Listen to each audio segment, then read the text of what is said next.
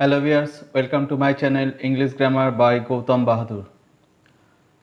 আজকের বিষয়টি হচ্ছে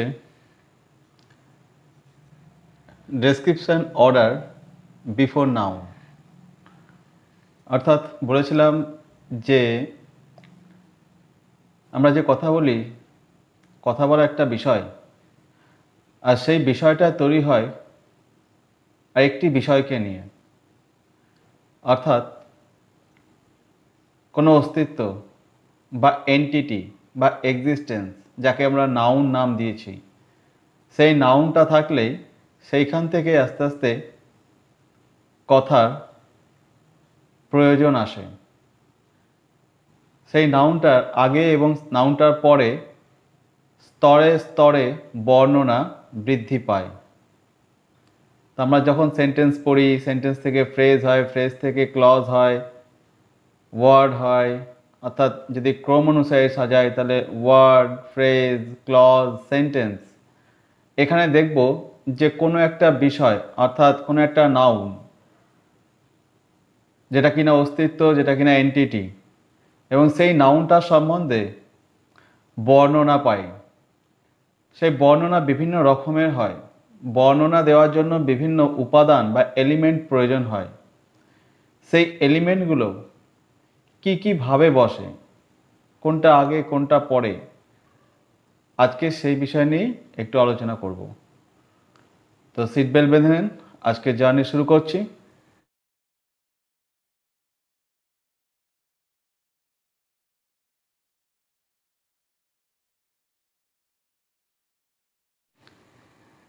ডেসক্রিপটিভ এলিমেন্টস,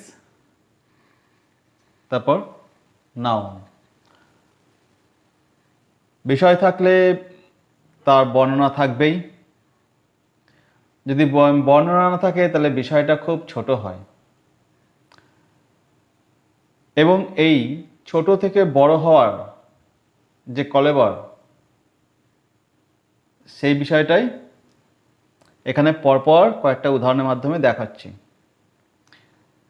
যেটা অস্তিত্ব, যেটা আমরা দেখতে পারি, যাকে নিয়ে কথাবার্তা হয়, সেটা হচ্ছে নাউন। আর এই নাউনটা হচ্ছে পেন। পেন আমরা দেখতে পাই। তো প্রথম হচ্ছে পেন এলো, নাউন এলো। নাউনের আগে কে বা কারা বসে এবং কিভাবে বর্ণনা করে, এবং তারা কিভাবে একে অপরের সঙ্গে কিভাবে তারা জায়গা শেয়ার করে, না মারামারি করে, না কোনো সিস্টেম আছে, সেটা কি। একটু বড় হলো ফ্রেজ। এটা হচ্ছে ওয়ার্ড। ওয়ার্ড থেকে ফ্রেজ হচ্ছে এ পেন। ফ্রেজ বলতে হচ্ছে যেখানে শব্দগুচ্ছ অর্থাৎ একের অধিক শব্দ হলেই তাকে ফ্রেজ বলা হয়। তো এখানে আর্টিকেল আর পেন দুটো আছে, আর্টিকেল আর নাউন আছে। তাহলে আর্টিকেল বসছে। ইংরেজিতে যখন আমরা বর্ণনা করব, একই বিষয়কে বিভিন্ন জায়গায় বিভিন্ন রকম নাম দিয়ে আমরা দেখতে পাই, যেগুলোকে বলা হচ্ছে article, possessive pronoun, demonstrative pronoun. এই যে বিভিন্ন রকম প্রোনাউনগুলো আছে বা আর্টিকেল আছে, এইগুলোকে আবার এক কথায় যদি নাউনের আগে বসে তাহলে সেগুলোকে বলা হয় ডিটারমাইনার্স, এবং ডিটারমাইনার্সের আগেও বলা হয় প্রিডিটারমাইনার্স। আবার এগুলোকে আরেক কথায় মডিফায়ার। তো বিভিন্ন রকম শব্দ আছে কনফিউজ করার জন্য। তো বিষয়টা আমি যদি জেনে যাই তাহলে সেটাই বিভিন্ন জায়গায় বিভিন্ন রকম নামে ব্যবহার করা হয়। তো আর্টিকেল, কিন্তু এই আর্টিকেলটাকে আমি যদি এখানে ডেসক্রিপশনের ভাষায় ইউজ করি, যখন ডেসক্রিপশন করা হয় তখন বলা হয় ডিটারমাইনার্স, কারণ আর্টিকেলকে ডিটারমাইনার্সে বলা হয়। এ ইউজফুল পেন আরেকটু বড় হলো, একটা, এবার দুটো, এবার তিনটে। এ ইউজফুল পেন, তাহলে কি হলো, অ্যাডজেক্টিভ ঢুকে গেল। এখানে অ্যাডজেক্টিভটা কি করছে, এখানে বর্ণনা দিচ্ছে, তার কার্যকারিতার বর্ণনা দিচ্ছে। তাহলে একটা কোয়ালিটি হয়, একটা কোয়ান্টিটি হয়। এখানে কোয়ালিটি বলছে এ ইউজফুল পেন, তাহলে এখানে এটা অর্থাৎ আর্টিকেল আর তাকে জায়গা দিয়ে দিল না অ্যাডজেক্টিভকে বসার। অ্যাডজেক্টিভ কী করলো, এখানে শেয়ার করলো, হ্যাঁ তুমি আমার আর নাউনের মাঝে বসো। আর্টিকেল বলতে পারতো না আমি আগে আছি তুমি পরে আসো, ইউজফুল এ পেন, এভাবে বসানো যায় না, এভাবে অর্থ তৈরি হয় না। তাহলে আর্টিকেলটা আগে বসলো। এখানে আর্টিকেলস মনে রাখতে হবে অবশ্যই নাউনের জন্য বসে, কারণ নাউন হচ্ছে এক্সিস্টেন্স। এখানে একটি পেনের কথা বলা হয়েছে, তাই এ ইউজফুল পেন। কিন্তু আর্টিকেল এখানে এ হবে না অ্যান হবে, ডিপেন্ড করবে হচ্ছে নাউনের উপর। কিন্তু নাউনের আগে যদি অ্যাডজেক্টিভ থাকে এবং এই অ্যাডজেক্টিভটা যদি ভাওয়েল বা কনসোনেন্ট সাউন্ড হয়, তার উপর ডিপেন্ড করবে হচ্ছে আর্টিকেলের চেহারা। এখানে ইউজফুল ইউজফুল ইউজফুল কথাটা ইউ দিয়ে অর্থাৎ ভাওয়েল দিয়ে আছে, কিন্তু তার সত্ত্বেও এখানে এ বসেছে। বসার কারণ হচ্ছে এখানে না ইউজফুল শব্দটা এখানে লেটারটা ভাওয়েল আছে, কিন্তু লেটার দেখে লাভ নেই, সাউন্ড। আর্টিকেল সবসময় সাউন্ডের উপর ডিপেন্ড করে, সাউন্ডটা কী আছে। তাই অনেক সময় আমরা দেখতে পাই যে ভাওয়েল থাকলেও ওখানে এ বসছে, আবার কনসোনেন্ট থাকলেও এখানে অ্যান বসছে। কারণ কি না, এখানে আমি লেটার দেখবো না, এখানে আমি চোখ খুলে দেখবো না, এখানে আমি কানের উপর জোর দেব, কান কি শুনছে, কি উচ্চারণ হচ্ছে। তো সুতরাং এখানে যেমন উচ্চারণ হবে অর্থাৎ সাউন্ড যেমন হবে তার উপর ডিপেন্ড করবে আর্টিকেল। তো এখানে অ্যান বসতে পারতো, কিন্তু ইউ আছে, ইউ মানে অ্যান বসার কথা, কিন্তু ইউ এর সাউন্ডটা যেহেতু ইউ এর সাউন্ড যখন ইউ হবে তখন কিন্তু ভাওয়েল বসবে না, তখন কনসোনেন্ট ধরা হবে এবং কনসোনেন্টের জন্য এ বসানো হচ্ছে। তো যাই হোক, এ ইউজফুল পেন। তাহলে এখানে আরেকটু বড় হলো কিভাবে, দেখো স্টেপ বাই স্টেপ বড় হচ্ছে। প্রথমে নাউন, তারপরে হচ্ছে আর্টিকেল নাউন, তারপর আর্টিকেল অ্যাডজেক্টিভ নাউন, তারপর কি হচ্ছে এ ভেরি ইউজফুল পেন। তাহলে আর্টিকেল অ্যাডজেক্টিভ। তাহলে নাউনের আগে প্রথমে কে বসছে, অ্যাডজেক্টিভ। অ্যাডজেক্টিভকে কে ডেসক্রাইব করে, অ্যাডভার্ব। সুতরাং অ্যাডভার্বটাও বসে গেল। অর্থাৎ পরপর যে যার সম্বন্ধে কথা বলে তারা পরপর বসছে, এবং সবার আগে বসলো আর্টিকেল। তাহলে আর্টিকেলটা কি, ডিটারমাইনার্স, তারপর কোয়ান্টিফায়ার, তারপর অ্যাডজেক্টিভ। অর্থাৎ অ্যাডভার্বটা কোয়ান্টিফায়ার কাজ করছে। এটা একটু বড় হয়েছে, some of my very useful pens. এবার এখানে পেন্স করলাম, কারণ কি এই অফ, সাম অফ, যখনই অফের পর কোনো নাউন বসবে, ওয়ান অফ, এই অফের আগে অবশ্যই একটা এই ধরনের প্রোনাউন বসতে হবে, ইনডেফিনাইট প্রোনাউন। তাহলে নাউনটা প্লুরাল নাম্বারে হবে। One of, some of, many of, few of, অর্থাৎ এই ধরনের যে শব্দগুলো বসবে তারপরে নাউনটা অবশ্যই প্লুরাল ফর্মে বসাতে হবে। তো যাই হোক, সেটা বিষয় নয়। এখানে সাম অফ মাই ফ্রেন্ড, তাহলে এখানে দেখা যাচ্ছে সাম অফ একটা প্রিপোজিশন বসে গেল। প্রিপোজিশন যখনই বসলো এর মানে বোঝা যাচ্ছে যে প্রিপোজিশন, আমি বলেছিলাম কি NPN factor, noun preposition noun. তাহলে সাম কি, এটা একটা প্রোনাউন, আর প্রোনাউন নাউনের পরিবর্তে বসে। তাহলে এই সাম বলতে কিছু বলতে হচ্ছে কিছু ব্যক্তি হতে পারে, কিছু বস্তু হতে পারে। তাই ব্যক্তি বা বস্তুর পরিবর্তে বসেছে, তাহলে এটা নাউনই ধরা হচ্ছে। নাউন প্রিপোজিশন, নাউন এখানে কোনটা আছে, লাস্ট এই নাউনটা ডেসক্রাইব করছে এতগুলো, এবং এখানে প্রিপোজিশন বসেছে আবার। তাহলে টোটালটাই হচ্ছে ডেসক্রিপশন চলে এলো। তাহলে এইটাকে কি বলা হচ্ছে না, এর আগে আমি কাউকে বসাতে পারবো না। যখনই এই preposition some of, one of বসে গেল, এর আগে আর কেউ বসবে না। তাহলে এইখান থেকেই হচ্ছে ডেসক্রিপশন শুরু হচ্ছে। তাই এটাকে বলা হয় প্রি ডিটারমাইনার্স। অর্থাৎ ডিটারমাইনার্সের আগে বসছে, প্রি মানে পূর্বে। তাহলে প্রি ডিটারমাইনার্স, তারপর অ্যাডভার্ব, তারপর অ্যাডজেক্টিভ। আবার অ্যাডজেক্টিভগুলো ডিফারেন্ট কাইন্ডস হয়, সেটা দেখতে পাবে এখানে। তাহলে কত হলো বেড়ে যাচ্ছে, তাহলে সবার প্রথমে বসছে, অর্থাৎ যার আগে কিছু নাই, সেটা হচ্ছে some of, one of, many of, এই ধরনের কথাগুলো বসছে। তাহলে এখানে যেটা হলো পজিটিভ কেস বসেছে। পজিটিভ কেস কি না, পজিটিভ অ্যাডজেক্টিভ বসেছে।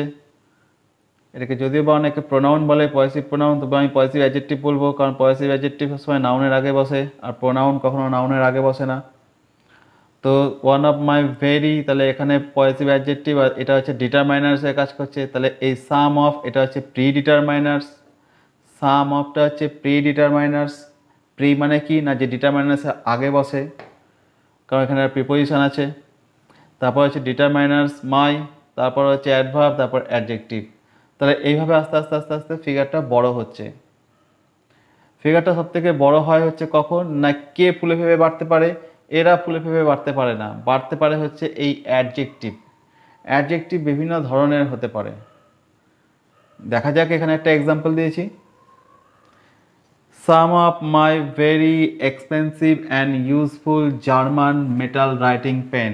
জেনারেলি এই ধরনের ডেসক্রিপশন একটু অড হয়, আমরা ব্যবহার করি না, কারণ কথা আমি বড় করতে করতে এরকম না হয় যে আমি নিজের কথাই বলতে গিয়ে শেষে কি বললাম আর প্রথমে কি বলেছিলাম সেটাই আমি মনে করতে না পারি, এবং সামনের জন্য গ্র্যাপস করতেও তার অসুবিধা হবে, অর্থাৎ বুঝে উঠতেও অসুবিধা হবে, এবং এতটা লম্বা কনসেন্ট্রেশন দেওয়া খুব সমস্যা। অর্থাৎ সুন্দর এবং সরল করার জন্য আমাকে মেপে ঝুপে অ্যাডজেক্টিভ ব্যবহার করতে হবে, অর্থাৎ ম্যাক্সিমাম 3টে মতো অ্যাডজেক্টিভ ব্যবহার করা হয় জেনারেলি। তো some of my very expensive and useful German metal writing pen.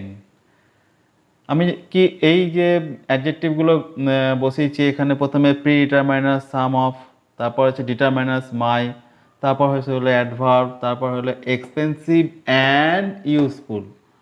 এখানে একটা লক্ষ্য করার বিষয় আছে যে এখানে expensive, useful, German, metal, writing এতগুলো অ্যাডজেক্টিভ আছে, কিন্তু এতগুলো অ্যাডজেক্টিভ এর মাঝে কোথাও কিন্তু কমা নেই, এবং এখানে আমি দুটো অ্যাডজেক্টিভের মাঝে আমি অ্যান্ড বসিয়েছি, এক্সপেন্সিভ অ্যান্ড ইউজফুল, কিন্তু এখানে কমা বসাইনি। German comma metal and writing, এইভাবে আমি কমা বা অ্যান্ড বসাইনি। কেন বসালাম না? কারণ আছে, হ্যাঁ আছে। লাস্টে হচ্ছে পেন্স, তারপর হচ্ছে পেন্স, যেহেতু সাম অফ আছে তাই প্লুরাল নাম্বার বসেছে। তাহলে এইভাবে দেখা যাচ্ছে যে একটা নাউনের আগে এত লম্বা চওড়া একটা ডেসক্রিপশন হয়ে যাচ্ছে। তাহলে বোঝা যাচ্ছে যে একটা সেন্টেন্স, একটা ছোট থেকে বড় বর্ণনা কিভাবে হচ্ছে, এইভাবে হচ্ছে। তো যাই হোক, এখানে বিষয়টা বলে দিই যে এক্সপেন্সিভ আর ইউজফুল এর আগে অ্যান্ড বসলো। অ্যাডজেক্টিভটা যখন একই ক্যাটাগরির হবে, যদি একই ক্যাটাগরির অ্যাডজেক্টিভ পরপর বসে তাহলে অ্যান্ড বসবে বা কমা বসবে। যেমন হচ্ছে এক্সপেন্সিভ অ্যান্ড ইউজফুল, এই দুটোই হচ্ছে ডেসক্রিপটিভ, অর্থাৎ ডেসক্রিপশন, কোয়ালিটি বর্ণনা করছে। Fair and lovely, fair and handsome, যে প্রোডাক্টগুলোর নাম আছে এগুলো সব ফেয়ার এবং হ্যান্ডসাম, এগুলো সেম ক্যাটাগরির অ্যাডজেক্টিভ। ব্লু অ্যান্ড ব্ল্যাক, ব্লুটাও কালার, ব্ল্যাকটাও কালার। রেড অ্যান্ড হোয়াইট, রেডও কালার, হোয়াইটও কালার। তাহলে এখানে সব এক ক্যাটাগরি, দুটোই কালার বর্ণনা করা হচ্ছে, দুটোই কোয়ালিটি বর্ণনা করা হচ্ছে। তো যখন এই ধরনের দুটো সেম ক্যাটাগরি বা একাধিক সেম ক্যাটাগরি অ্যাডজেক্টিভ যদি থাকে তাহলে কমা এবং অ্যান্ড বসবে। যদি অ্যাডজেক্টিভগুলো সেম ক্যাটাগরি না হয় তাহলে তাদের মাঝে কোনো রকম পাংচুয়েশন বা অ্যান্ড বসবে না। যেমন হচ্ছে জার্মান, জার্মানটা কি? জার্মান অর্থাৎ যেমন একটা প্রপার অ্যাডজেক্টিভ বসেছে, জার্মানি থেকে জার্মান, যেমন ইন্ডিয়া থেকে ইন্ডিয়ান, আমেরিকা থেকে আমেরিকান হয়। তো এখানে প্রপার নাউন থেকে প্রপার অ্যাডজেক্টিভ তৈরি করা হয়, তাহলে এটা প্রপার অ্যাডজেক্টিভ। মনে রাখতে হবে নাউন হোক বা যাই হোক, ইংরেজির ক্ষেত্রে একটা বড় কথা হচ্ছে ও কোথায় বসছে আর কি কাজ করছে। আমরা পার্টস অফ স্পিচ কে তখনই গুরুত্ব দেব যখন ওটা কোনো সেন্টেন্সের মধ্যে অবস্থান করছে বা ফ্রেজের মধ্যে বা ক্লজের মধ্যে অবস্থান করছে, সেটা দেখব না। যদি আমাকে জিজ্ঞেস করা হয় হোম কি পার্টস অফ স্পিচ, আমি উত্তর দেব হোম নাউন। কিন্তু যখন আমাকে বলা হবে এরকম যে এবার বলো তো আই গো হোম, এই সেন্টেন্সে হোম কি পার্টস অফ স্পিচ, আমি যদি উত্তর দিই নাউন তাহলে এটা ভুল হয়ে যাবে। তাহলে কোন কনটেক্সটে আমাকে দেখতে হবে, কোন কনটেক্সটে।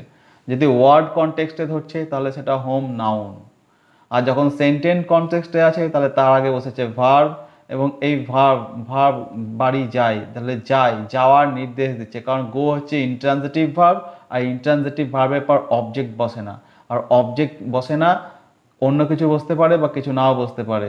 তাহলে অবজেক্ট জেনারেলি কি হয় না, ট্রানজিটিভ ভার্বের পর একটা অবজেক্ট বসে, আর অবজেক্টের আগে কোনো প্রিপোজিশন হয় না। তাহলে গো ইন্ট্রানজিটিভ ভার্ব এবং এরপরে একটা হোম যদি নাউন হয় তাহলে এটা বুঝতে পারে না, কারণ গো এর পর কোনো প্রিপোজিশন ছাড়া নাউন বসাতে পারবো না, কারণ গো ইন্ট্রানজিটিভ ভার্ব।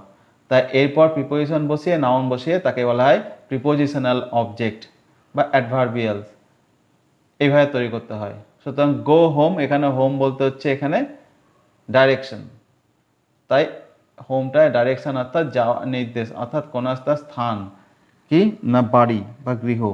তো সুতরাং এখানে গো ভার্বের পর ইন্ট্রানজিটিভ ভার্ব হওয়ায় কনটেক্সট অনুযায়ী, সেন্টেন্স অনুযায়ী হোমটা এখানে অ্যাডভার্ব হলো। তো এইভাবে দেখতে হবে। যদি আমি জিজ্ঞেস করি যে ডগ কি পার্টস অফ স্পিচ, তা ডগ কি পার্টস অফ স্পিচ, যদি আমাকে শুধু ওয়ার্ড ধরা হয় তাহলে আমি অবশ্যই বলবো ডগ নাউন। কিন্তু যদি বলি ডোন্ট ডগ মি, আমাকে ডগ করো না, তাহলে এই সেন্টেন্সে ডগ কি পার্টস অফ স্পিচ, ডগ এখানে ভার্ব হয়ে গেল। কারণ কি, don't dog me means don't follow me, তাহলে ডগ কি করে, তার মালিক তার প্রভুকে ফলো করে। তো এই কোয়ালিটি অনুযায়ী ডগকে এখানে ভার্ব করে দেওয়া হলো। তাহলে এটা বলা খুবই অনিশ্চিত ব্যাপার যে কোনো একটা পার্টস অফ স্পিচের তার কনটেক্সট, তার অবস্থান বা তার ভূমিকা না জেনে আমি তাকে নির্ধারণ করতে পারি না।